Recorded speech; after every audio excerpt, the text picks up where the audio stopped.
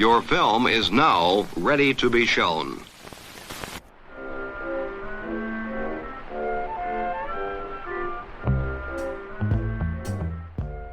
Good morning. I'm Justin Hendrix, editor of Tech Policy Press, a nonprofit media venture intended to provoke new ideas, debate, and discussion at the intersection of technology and democracy. In recent months, we've repeatedly come back to the question of how generative AI is affecting democracy and elections. Today's guests have all come at this question from different perspectives. My name is Samuel Woolley. I am the Dietrich Chair of Disinformation Studies at the University of Pittsburgh, where I am also just starting a new research lab called Control, which stands for the Communication Technology Research Lab. I'm Lindsay Gorman. I'm the Managing Director and Senior Fellow of the Technology Program at the German Marshall Fund of the United States. I'm Scott Babwap-Brennan, and I'm Director of the Center on Technology Policy at NYU. I'm so excited to have the three of you on today to talk about generative AI and elections. Each of you have come at this question from a different perspective, just in recent days and weeks, having released projects that look at different angles on the question of how generative AI is intersecting with elections. Lindsay, I want to start with you. You've released this tracker, Spitting Images, Tracking Deepfakes in Generative AI in Elections, an interactive tracker that's looking at a variety of different types of AI artifacts, from audio to images to video to different multimodal types of media. And you're looking at some of the bigger incidents that have happened around the world. I can kind of scroll around this thing, spin the globe, and see what's been happening over the last several weeks and months. How would you describe this project? What are some of the kind of key things that you've observed? Yeah, thanks so much, Justin. I think let's start with our motivation for the project, which was that about a year ago, we recognized that there is all this kind of hype and angst and agita about how AI was going to impact elections around the world. Where in 2024, it's said to be the largest election year of history, with about half the global population heading to the polls or headed to the polls already. And it was in this head-on collision with the development of generative AI and the ability to really have a democratized capacity to create realistic fake images and video, in addition to obviously generative text, as we've all played around with ChatGPT. And so there was this sense, I think, in the policymaker community that this was going to be a huge problem. What are we going to do about it? And so with Spitting Images, where the title, I sort of imagine these politicians, the generative AI images of these politicians spitting at each other or something, our aim was really to categorize how are these deepfakes actually being used in elections around the world. Are they proximal to the elections? Are they coming right up on the eve or in the months and weeks before? What types of AI is actually being used in the real world? So that's why we categorize these instances, and we've mapped around 133 instances in elections around the world across 30 countries and 5 continents. And we're trying to understand, what are we really looking at, so that as policymakers, as researchers, we can think about, what do we really have to be concerned about here? And so some of the key findings that we found originally in this first kind of look at the data, now almost at the end of 2024, is firstly that these things are inordinately prevalent. Over a third of elections that have been held since we started tracking this back in 2023 have actually featured a major deepfake campaign that's gotten significant traction to be picked up by major media. The tools also have varied, but actually audio deepfakes are the most popular tool in our data set. So 69% of the instances we track actually just feature an audio deepfake, AI-generated audio, in comparison with 55 that feature AI-generated video. Only 20% have AI-generated images. So I think what that says from a policymaker perspective is that we really need to be paying attention to audio. I think we all remember the robocall of President Biden in New Hampshire from months ago, encouraging voters not to go to the polls. That is overwhelmingly the type of deepfake that we're seeing in elections around the world. And then I think one last point that's really come out of this broad look globally is that there isn't really one mode of how candidates or how opposition parties are using deepfakes in elections. In some cases there seems to be an intent to deceive, but in other cases candidates are just using these tools for artistic expression to promote a certain image of themselves. Now President Claudia Sheinbaum in Mexico used a deepfake image of herself in the campaign. It had six fingers, but in we're seeing also in Argentina, we saw instances of candidates creating AI generated posters. So this isn't just the deceptive, but also the artistic expression. And I think we'll see how it develops and how this technology continues to be used in elections around the world. Your mention of Mexico is perhaps a good place to transition to Sam and ask about your project, which also has given us a sort of world tour of generative AI and its use in elections in the US, Europe, India, Mexico, and South Africa. Don't know if you want to pick up there on Mexico, Sam. Tell us a little bit about what you've learned looking around the world. Sure. So these are a set of comparative studies written by folks either in country with expertise in these areas or people that are from those places with other expertise on those places and spaces. Mexico is a particularly interesting case. There was some evidence there from the researchers that conducted the report that there was deepfakes of high-profile politicians flowing. Also, the question of whether or not some of what we were seeing amounted to genuine disinformation or manipulation, or whether it was satire or humor or things like that. I know this is a perennial question that comes up. My own perspective is that it can be both, and that it can still be damaging, even if it's satirical or funny use of disinformation, given the polarized environments that we live in.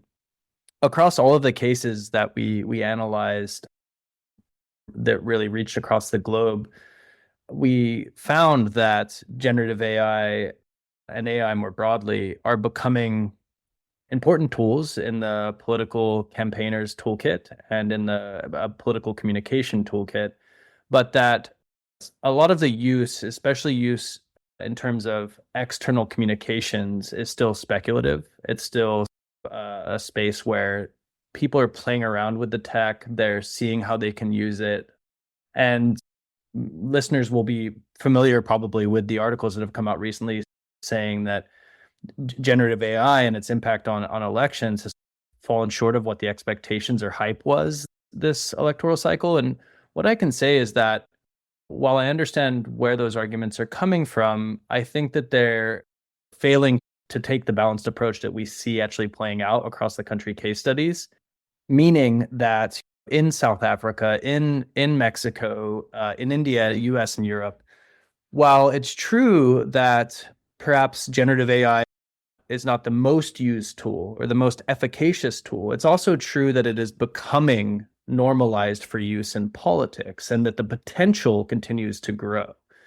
And oftentimes I think that what we see from these case studies is that there's a focus on things like AI generated deepfakes or AI generated audio, but also we oftentimes overlook the importance of broader uses of AI, particularly on the back end for data analytics and particularly for micro-targeting of particular marginalized communities across all of these cases. While I kind of think about it as like a car, right? Like we look above the hood and we can see the car and see how sleek it is and talk about all these things as we do with generative AI. But really we need to look under the hood to understand what's going on the back end as well. And that's a big finding from a lot of these reports. Scott, I want to bring you in. You've issued a pair of reports in the past couple of weeks. One on a question that's specific. Will AI content labels work? So I want to find out a little bit about that. And then one specifically looking at perhaps more US context, looking at state required AI disclaimers on political ads.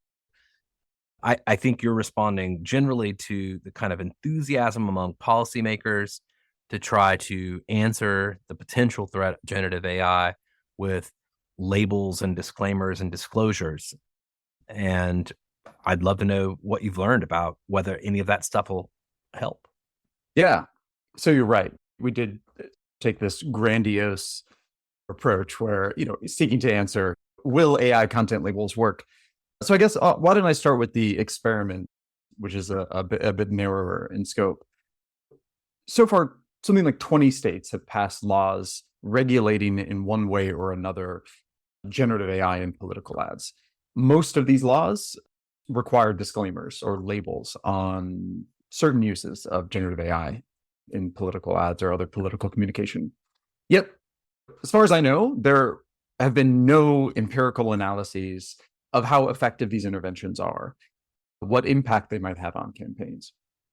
So in the experiment that we designed, we created some of our own political disinformation. We created a pair of fake advertisements that included generative AI in different ways, and then tested out the labels that are required now by Michigan and by Florida. And then we also created a bunch of conditions where it seemed like the ads were coming from Republicans or coming from Democrats or from, there's no sort of clear political affiliation. And basically, where we saw 4 key findings. First, AI labels hurt the candidates that use generative AI, and even resulted in what we're calling a backfire effect for those candidates that made attack ads. And what we mean by this is that in the conditions that had labels, respondents reported having a reduced opinion of the candidate in terms of trustworthiness or appeal, a reduced perception of the accuracy of the ad, and a reduced intention to share it or like it if it were on social media. And as far as the backfire effect, what that means is that basically in the attack ad, we have the candidate who made the ad and the candidate who is being attacked. In the conditions without labels, they were equally rated in terms of trustworthiness or appeal. In the conditions with the labels, the attacker was rated, the appeal and the trustworthiness of the attacker dropped, but there was no effect on the candidate being attacked. So we saw this effect just on the candidate who created the ad, not on the candidate who just appeared in it. And I can go through the other findings really quickly because I'm sure we'll want to talk more about some of these. But second, this effect that we're seeing seems to be a result of respondents lowering their assessment of members of their own party or of nonpartisan candidates rather than members of the opposite party. This says actually the exact opposite of what we hypothesized, but makes sense, right? It's like we all have low sort of opinion of opposition candidates. Third, the label effects were small. We saw significant effects, but they were generally small. In fact, and this might in part be a result of the fact that many viewers didn't actually notice the labels. And this really underscores that design and wording actually really matter here. And when you're designing labels, when you're creating labels. And then finally, we asked respondents about their opinions about different policy interventions, the ones that are now being adopted by states. And respondents were least supportive of the policy approach that is enacted by most of the states. That's requiring labels only on deceptive uses of AI in political ads. Some of the other options are banning all generative AI in political ads or requiring labels on all uses. Well, I want to get a little into some of the specifics and some of the things that people are concerned about. I also want to talk a little bit about some of the kind of concerns and recommendations you have here for policymakers, especially in the United States, the concern around whether content-based restrictions, labels, things of that nature might trigger strict scrutiny under the First Amendment. So we can talk about that a little bit in the domestic context. But given I've got 3 researchers on the line and we're talking about this wave of elections, we're talking about generative AI as a new technology. It's being introduced around the world almost instantaneously across all these various national contexts. How in the world do we study this phenomenon? Do we have the data? Do we have the kind of prevalence information that we need? How are we set up as, I suppose, scientists to look at whether you feel like we have the kind of scaffolding in place to really get at this broader question here of whether generative AI is having a meaningful impact on democratic processes? That's a big question, of course, but I'm happy to take a swing at it. I think that, as with many other phenomena, it's true that there is no one approach that is going to give us all of the things that we need to answer this question. No one discipline is going to do that work, and nor quantitative, computational, or qualitative researchers alone going to be able to do this. I think a lot of the critiques we've seen that have come out recently, saying that there is a lack of impact of Gen AI on electoral contests, for instance, in Europe, the stuff from the Turing Institute and stuff, they come from a particular scholarly position. They come from a particular way of studying these sorts of phenomena. And while I respect that work, I also think that there are other ways of looking at this that reveal greater impact and that reveal the limitations of those kinds of studies and of broader studies. So, as with everything, you'll hear academics talk about when it comes to tech and studying the impacts of tech upon society. You're going to hear people say there's a lack of access to data. The same is true here as it has been with social media.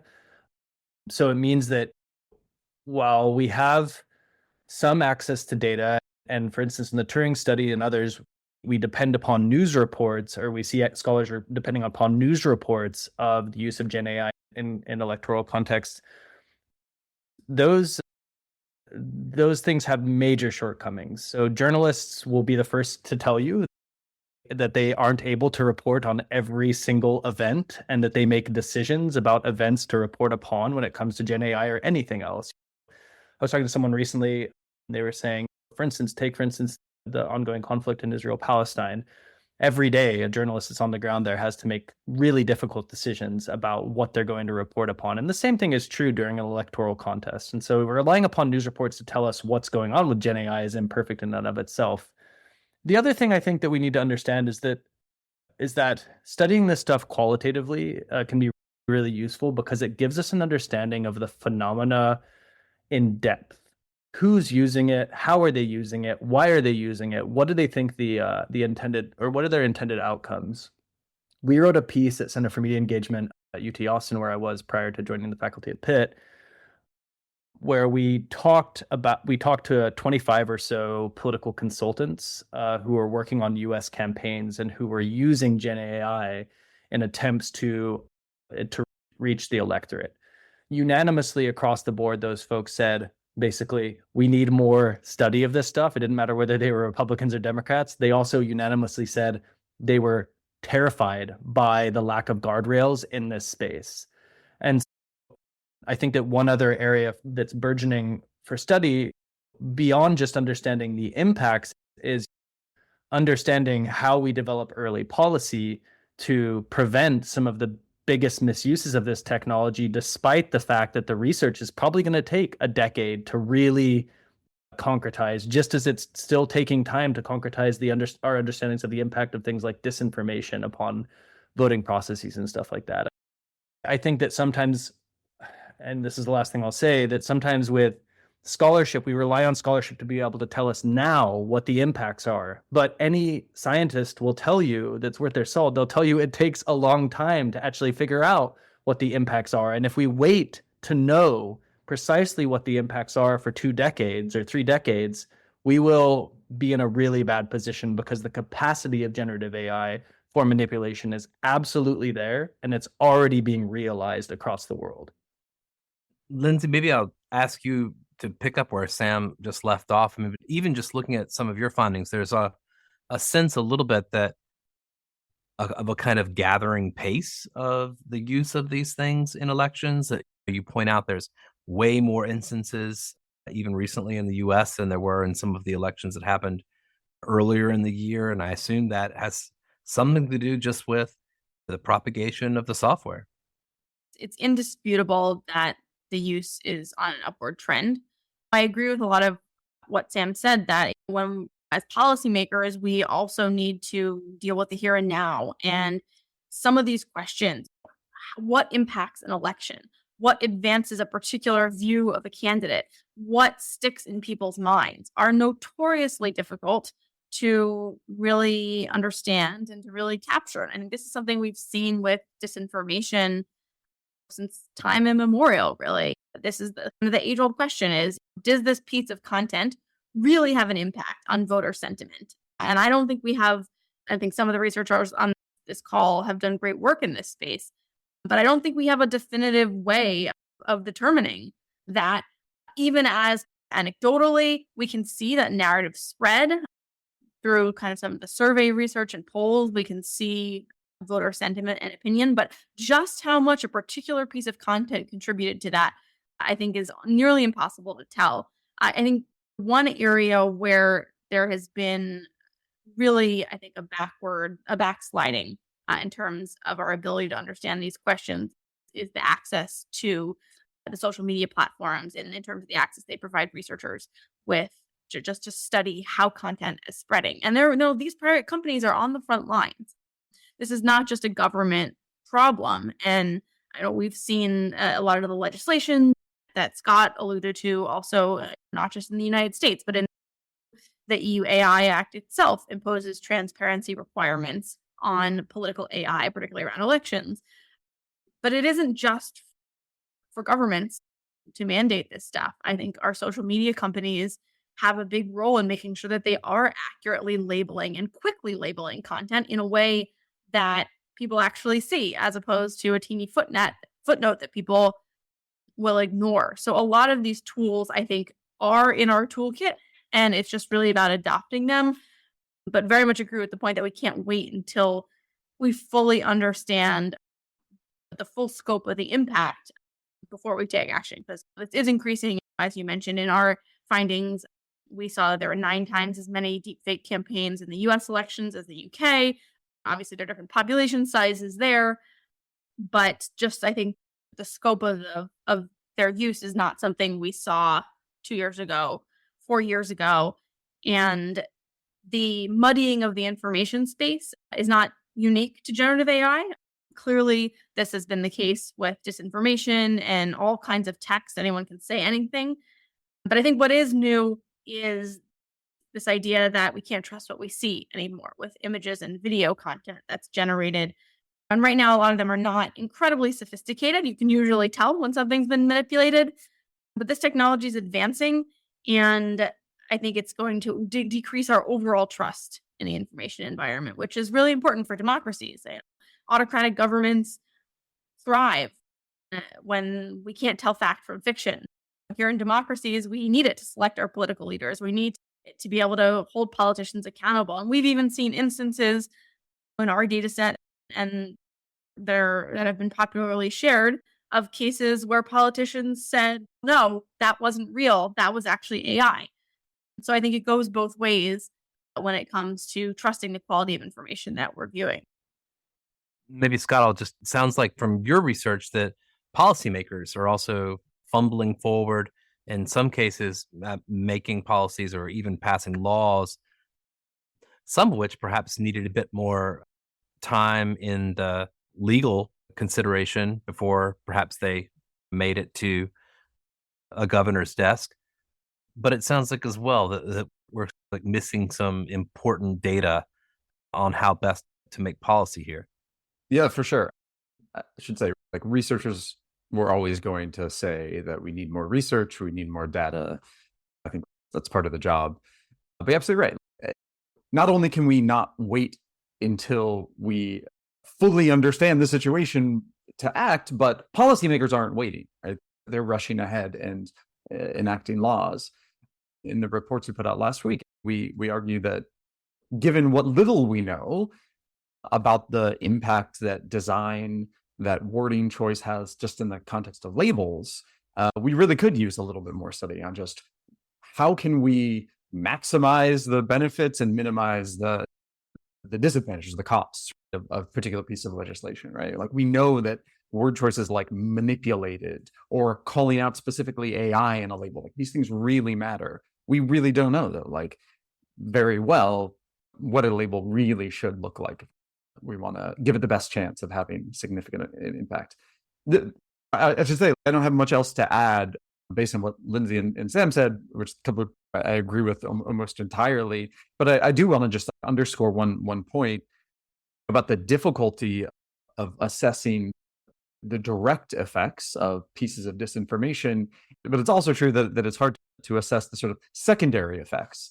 So it's not only like that we care about that piece of disinformation will convince someone that something that is not real is in fact real, but we care about the bigger sort of effects that the accumulation of disinformation might have on trusted institutions more generally, on people's engagement in politics. These things are incredibly difficult to really understand. The issue there is often time horizons, right? And we're talking about things that may change over time. It also strikes me that it's also about the fact that generative AI is introduced into a context. It's not just about the generative AI, it's really about where it propagates, which is on social media and in some cases through traditional media. I don't know, Sam, you want to pick it up there? Yeah, I was just after listening to Lindsay and Scott talk, something that I thought of and that relates to what you're just saying. Context matters absolutely, and it makes me think of like Sarita Amrut's research at Data and Society, along with her colleagues, that says perhaps one space we really need to be looking in our research is the majority world when we're trying to ascertain what the impacts of this kind of stuff are. Because as we saw with disinformation, or as we saw with big data oriented manipulation from the Cambridge Analyticas of the world prior to them being shipped over to the US, these kinds of things were being practiced in the majority world as a petri dish to see what worked and what didn't by these political marketing organizations. And the same is true. We're seeing a lot of this going on in places like India and Indonesia, across the Middle East. And so one thing I would hope is that researchers put a focus upon the majority world and try to understand where the impacts are there. Because oftentimes in the United States and the UK and Europe, people are the people who are launching these kinds of campaigns are reluctant, or they realize that if they get caught there, the stakes are much higher. And then the other thing I'll say is on the question of the First Amendment here in the United States, I've said this in other spaces, and I'll say it here, which is that I think what's illegal offline should be illegal online. It should be illegal to leverage generative AI to mislead people about how, when, or where to vote. It should be illegal to leverage generative AI to spread credible threats of violence. But also, I think that oftentimes we think about this as these kinds of questions as a dichotomy between either privacy and safety on the one hand and free speech on the other. And I reject that dichotomy. I don't like it. I think that it's like politicians and policymakers have to be able to walk and chew gum at the same time. And we have to learn how to prioritize all of those things. And that's always been the case. That's why the Constitution and the Bill of Rights exist. And for some reason, we've come into this space now where you have the Elon Musks of the world saying, we need free speech at all costs. And my response to that is the online ecosystem is not an open marketplace of ideas anymore. It's a completely flawed marketplace of garbage. And actually powerful organizations and individuals that use Gen AI can leverage it to try to control public opinion in a very big way. Yeah, Sam, I agree with a lot of that, but I guess two things. First, unfortunately, we don't have a federal prohibition on disinformation about time, manner, place, and election disinformation. Some of the states do have individual laws. And this is something that we've been calling for the center for years now, writing about how important that would be. I think it's funny. I think Obama, as a senator, actually introduced a bill back in the early 2000s that would outlaw it. I think whether or not we agree about what the law should be, I think we have to deal with the reality that the First Amendment is going to be a significant impediment to some of these new regulations or pieces of legislation. The way that the First Amendment is currently being interpreted basically precludes strict sort of prohibitions on limits on misinformation, as we're now seeing, for example, the district court enjoining the recent California law requiring, I think, labels on political ads. I think, Justin, this goes back to a point you made a few minutes ago about the sort of need for policymakers to take a little bit more time to sort out how they can pass impactful legislation that is going to withstand legal scrutiny. I agree with those points, but I also think that there are ways that we can apply our current legal frameworks here. We're not starting from zero.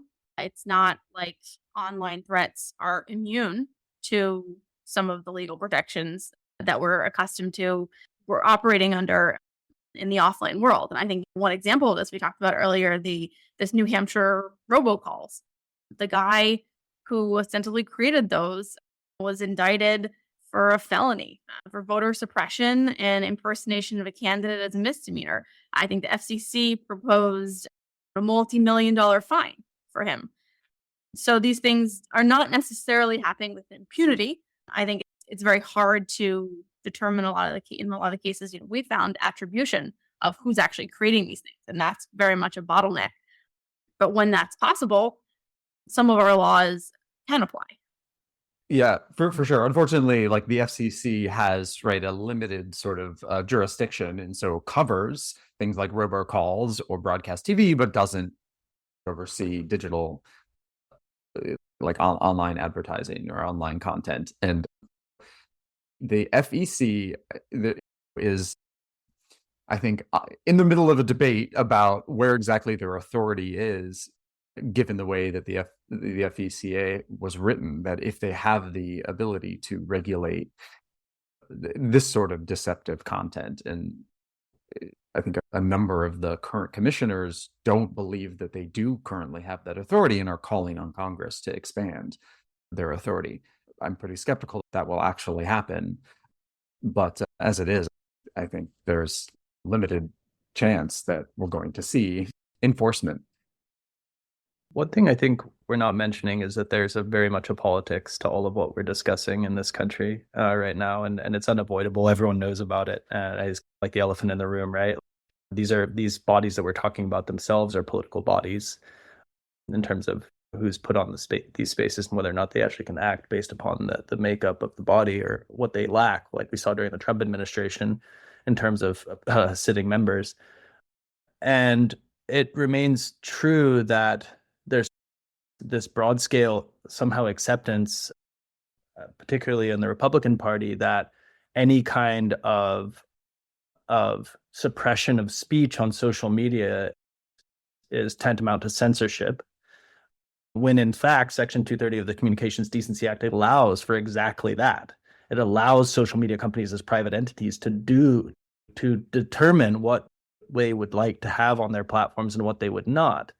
And so there's this kind of song and dance that I see going on right now in this space that is a little bit disconcerting, where we've almost let social media companies go back to the space again where they're like trying to be just the pipes or like a telephone company or something again, but when everyone knows that that's absolutely not the case with how they actually operate.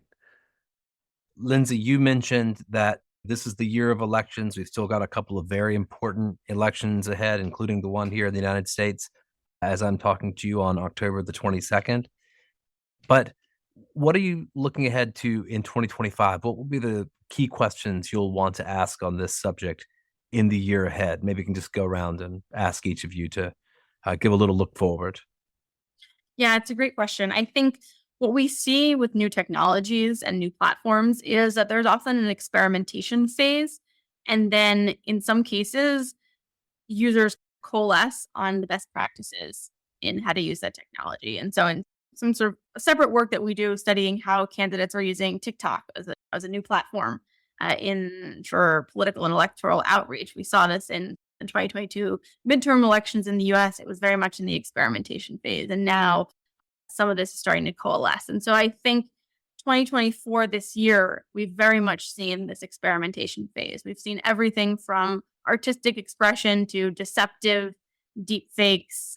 We've seen things shared openly by candidates. We've seen one zanier example from just the last couple of weeks. We had an instance of an AI bot participate in a debate in a Virginia House race created by a candidate to mimic his opponent. So I think we've seen it all this year. And I think with 2025, one of the questions is going to be, are there best practices for how to have impact with generative AI that will start to coalesce from different actors? Will it be when a deep fake is released in relation to an election? Will it be the medium that's used? Will it be an intent to deceive or an artistic expression?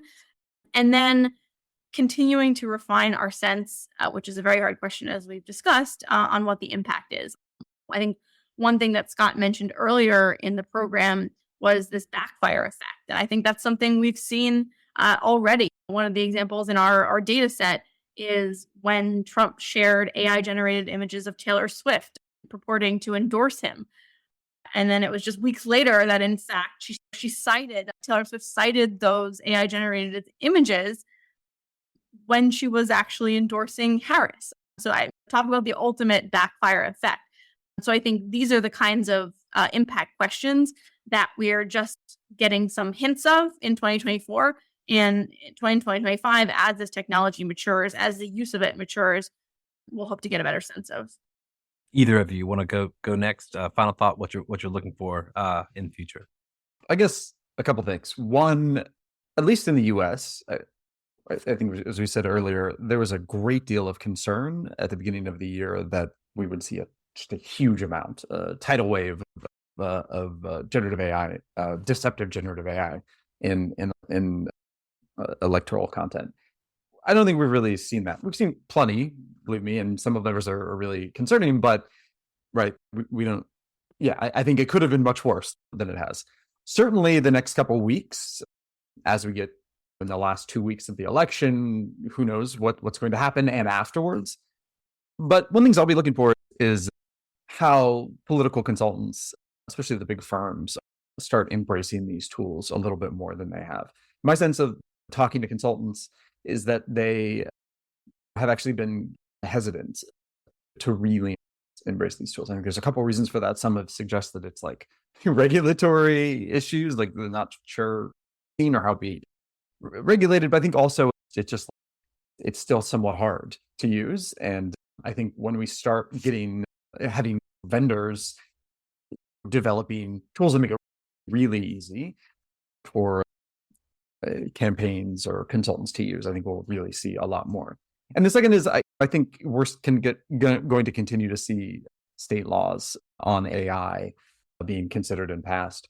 This past year, there have been many bills considered on AI, and a handful have passed, especially in places like California or in Colorado. We had the only comprehensive AI legislation. I wouldn't be at all surprised to see that same Colorado bill appear on dozens of states in the next year. And so we'll see a really renewed continuation of the interest in passing sort of aggressive AI regulation. Dr. Woolley, that leaves you with the last word. My answer is that next year in 2025, what I'll be looking at is the international context, really, probably focusing on the majority world, focusing on, insofar as I focus on the United States, focusing on the impact upon marginalized communities, the use of this tool, how communities themselves feel that they were impacted, like what they experienced, and what could be done better through a process of co-learning. We have, it's not 2024, it's not the biggest election year ever, but it is 2025 there's a number of elections, right? Argentina, Ecuador, Poland, just to name a few. I expect to continue to follow those elections and see what happens as these tools, like both Scott and Lindsay have said, become more concretized in their use by political consultants across the world. And of course, I'm really hoping that we see some of the fantastic experimental social scientists and computational social scientists out there do more work to ascertain what the impacts of these kinds of technologies are, not on just a primary level, but secondary and tertiary level as well. Some answers, many more questions, a lot of work to do for everybody in this community going forward. But Lindsay, Sam, Scott, thank you very much for joining me.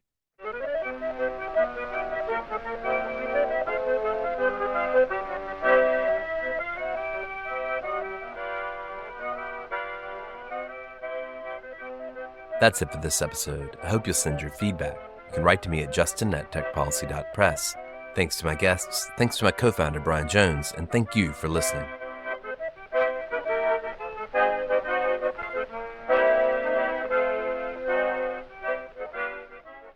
Tech Policy Press.